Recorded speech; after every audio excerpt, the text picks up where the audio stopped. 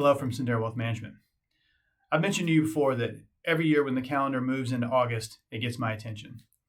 First day of school is creeping up on us, and that's especially jarring this year because Melissa and I will have a senior and a freshman in our house.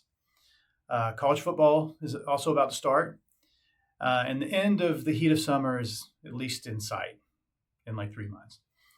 But practically, it also means that we're well into the back half of the year. And that's a really good time to do a quick appraisal of your financial situation before the year gets away from us. So I put together a quick list of check-ins that we think could make some sense. And I'll start with evaluating your upcoming cash needs. As we've discussed before, and as 2022 reminded us, it's really important to have adequate cash for upcoming needs to avoid being a forced seller at an inopportune time. Ideally, as advisors, we like to have at least a 6 to 12 month advance notice if possible. And one aspect that's nice currently is cash equivalents are paying an attractive yield even when you net out inflation. Okay, second thing I'll mention is to think about how your stocks are positioned. I mentioned that because a broad theme for 2024 has been AI versus everything else.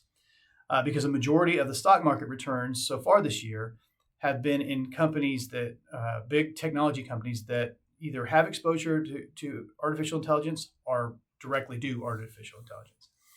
And as the team mentioned in our recent webinar, we believe that creates an opportunity in everything else or other companies that are cheaper by comparison. So how do your stocks in your portfolio currently look is a really important question given the current landscape. Okay, the last idea I will mention is a little bit different. Several of us in previous videos have mentioned the importance of having transparent financial conversations with your family. So as we approach the end of the year, I think it makes a lot of sense to evaluate, okay, if we had those conversations or we get them scheduled. And as we've talked about, these don't have to be formal meetings in a stuffy boardroom. Tailor the event to your family style and try and make it fun. So I hope these thoughts help as we enter the back half of the year. I do apologize for giving you homework.